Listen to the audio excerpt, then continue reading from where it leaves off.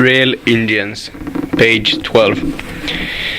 In March 1906, Archie stepped onto a ship in Liverpool. He was 17 years old. On April 6, he reached Halifax, Canada. He needed money, and so he went first to the big city of Toronto. He worked for a few months as a shop assistant, but this was not that he wanted to do. He could work in a shop in England. Archie decided to travel north. He took the train and got off in Thameslink. At last he was in the land of his dreams. He was lucky. He met a man called Bill Guppy. He stayed with Bill and his family that winter. Like Archie, Bill loved the country. The older than taught Archie to trap animals, throw knives and walk across the deep snow. Bill told Archie about Lake Temagami. It was a large lake with thousands of islands. The Canada government protected this area, and there was hotels for tourists. Bill worked as a guide there. He took tourists to hunt and fish. Bill helped Archie to get a job there also. The young man could not be a guide yet, but he did a small job around the hotel. In the middle of the lake Temagami was an island called Bear Island. This was the home of Ojibwa Indians. Of course, Archie wanted to know the Indians. He often traveled to the island in his canoe. He met two of the more important Indians, Michael Matthias and Ned White Bear, and they soon became his friends. They began to teach him the way of life. They helped him to understand the Indians' idea of nature. Archie always carried a small black notebook with him. He started to write down Ojibwa words.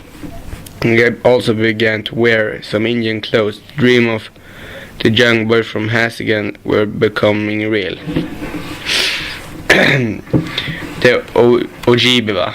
The Ojibwa tribe was the largest tribe of Indians north of Mexico. 3 tribes around the Great Lakes and southern Canada joined together the Ojibwa. Ottawa and Potawatomi tribes. They formed one big tribe called the Three Fires. Ojibwa Indians usually lived in homes made of trees. The women grew plants, the men hunted for animals and fished. When the animals moved to a different area, the Ojibwa moved too.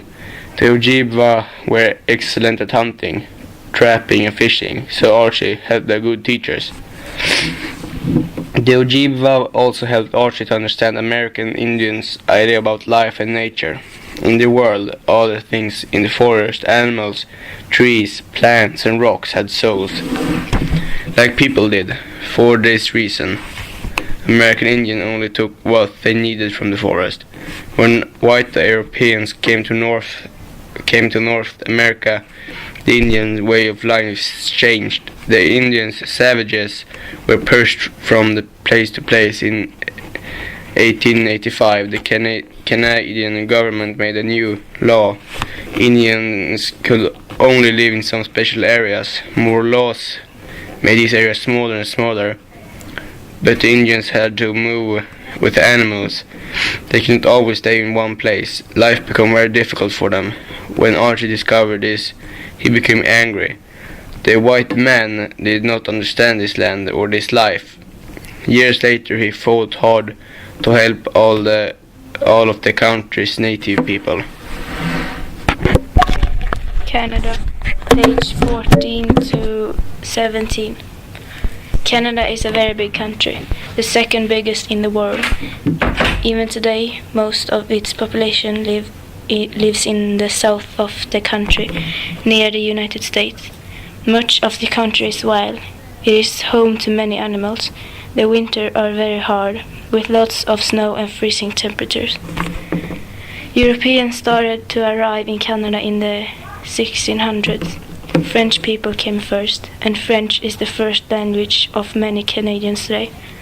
But Britain ruled the country after 1763. British rule ended in 1931. This map shows some of the places that Archie Billany visited. As you read the rest of the book, look back at the map. You can see how far Archie traveled. First marriage. Near the end of 1907, Archie went back to England. Some people believed that he needed more money, but he also went because his grandmother was very sick. In England, Archie dressed and looked more like an Indian. He only stayed for 3 unhappy months, and his mind was far away in the Canadian forest for all that time. Back in Canada, Archie returned to his old job at Lake Tumagimi and the Ojibwa tribe on Bear Island.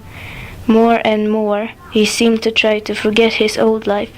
He became friendly with a young Ojibwa woman. She worked in the kitchen at the hotel, and her name was Angela Eguna.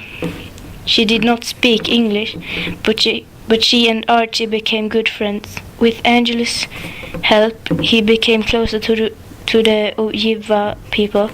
When Archie's old friend Bill Guppy saw him in 1908, the trapper was surprised. He remembered a friendly young man from England.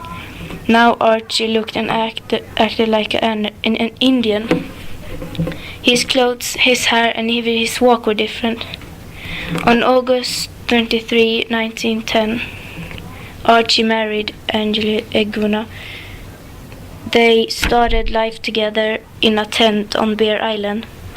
Angela still spoke almost no English, so she taught Archie her language.